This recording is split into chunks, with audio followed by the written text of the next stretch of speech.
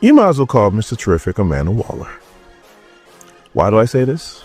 Because the Terrific 10 is just a Suicide Squad.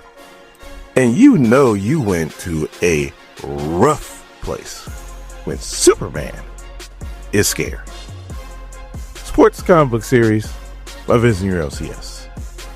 My name is Dora and this is Zesty of Comics. We're continuing our coverage of DCKO with Justice League Unlimited, number 13.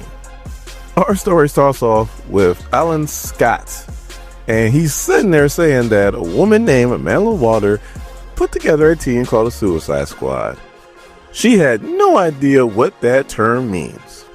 My name is Alan Scott. I'm a Green Lantern, keeper of the Mystic Flame, and that gives me world-bending power. But in this place, I might as well have a matchstick. And Superman's like, we're not. We can't be. Terrific, I thought you was being hyperbolic. And Mr. Terrific's like, nope. Team, welcome to hell. Now you know this is a rough hell dimension when the superhero's like, whew, it is time to go. So now Alan Scott explains that he comes from a timeline where he's kept young. He looks pretty old to me, but he's kept young by magic. He's been a hero for the entire span of Superman's career, and he remembers when he went electromagnetic, which was brief in his timeline. Now, the reason why this Superman is freaking out so much is because he's held a conviction that there is no such thing as an irredeemable soul. So, of course, his mind is reeling right now because he's in a place like this. But he needs to snap out of it and get on mission. So the demons that they're dealing with right now are called the Demon 3. And the Justice League are actually familiar with them. Aquaman is saying that they dealt with them a lot, but they never had to deal with them in their own dimension. That's a different story. Now they have these things called the Mystic Treasures. Powerful outside the dimension, ungodly in their own dimension. And the Demon 3 starts using them on all the Justice League members that are here.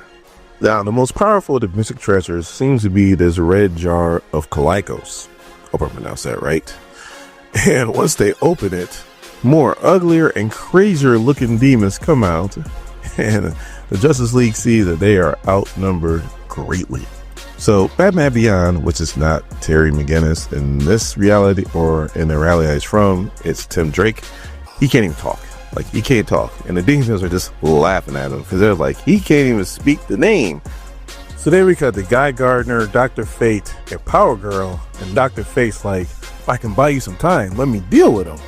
And then all of a sudden, Guy Gardner's like, keep your powder dry, lady. Sounds like they're going to need some magic along the way on this mission. So let Boo Winnow and I handle this.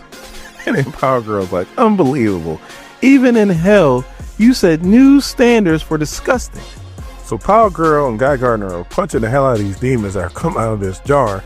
So Superman yells, Kara, because that's his cousin, even though she's from a different timeline. And our woman's like, they're buying us time to escape. But Superman's like, we can't just leave him. And in his best Amanda Waller impression, Mr. Terrific goes, yes, we can. That's the whole point of this team. As we see Guy Gardner and Kara Zor-El get torn to pieces. She is a Kryptonian. What are these demons made out of? So now we cut to the Watchtower where we see the Robinsons from the Challengers of the Unknown. They might as well be the Fantastic Four. They might as well be Reed and Sue Richards. They're working on Red Tornado because he got messed up 2 issues ago. So now that he's up and running again, and Blue Beetle fills them in on what's going on with the KO tournament.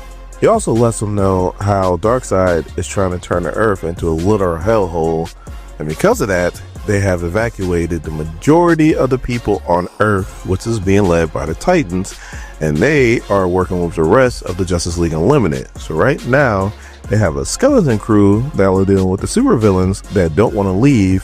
They made a deal with the demon Neron, so now their powers have been amplified tremendously, so there's a skeleton crew trying to deal with them. And Mr. Terrific's team is in Neron's dimension trying to stop him.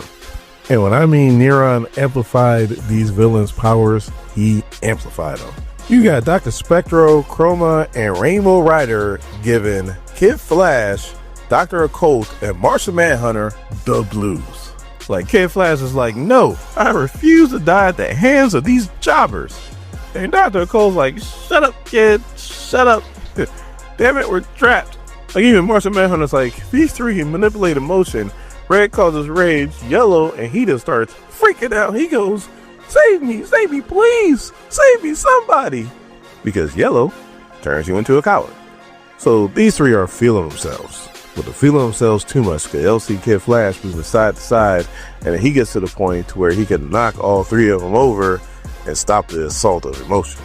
So then Dr. Occult, the reason why he was yelling at Kid Flash is because he was hitting with the red, so he had rage. He was like, man, that was uncomfortable. Like, Rainbow Rider normally is a mustard with thread is his name. And John Jones is like, at least they're down. That's all that matters. And Kid Flash runs over and is like, no, it's not. I squeezed the truth out of Ryder, and I found out their plans, and it's bad, John.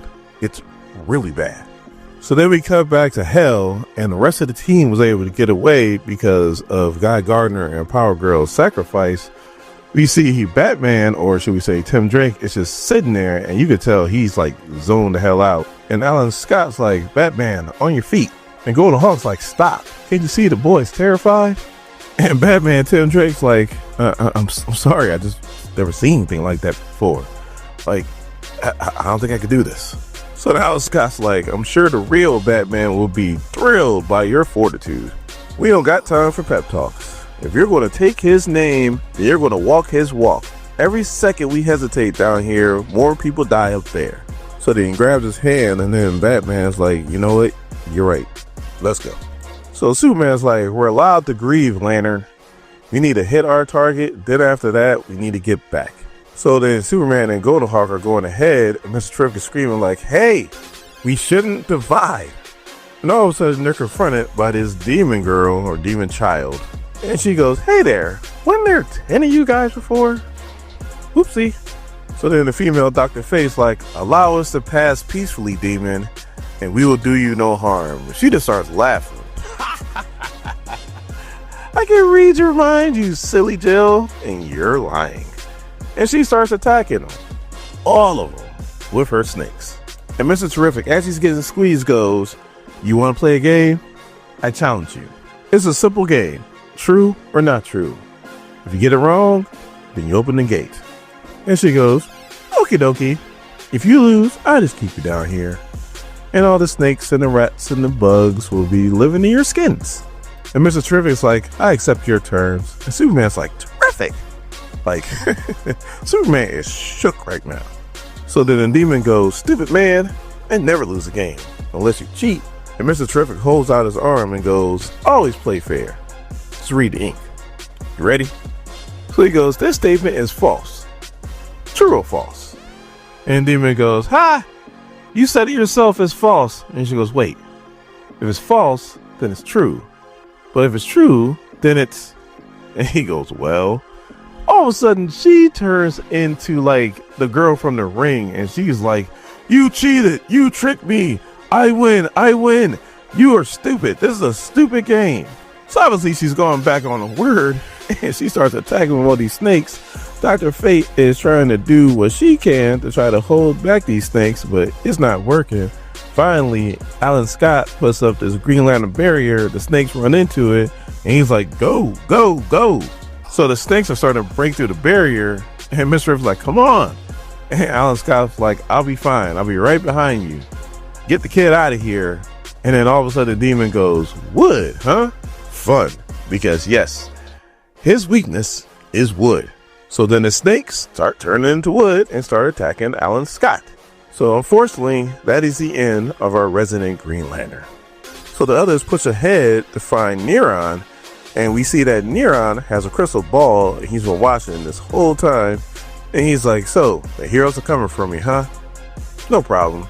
He looks at his other demons and is like, then you guys know what to do. But remember, don't make it look too easy, as he starts laughing.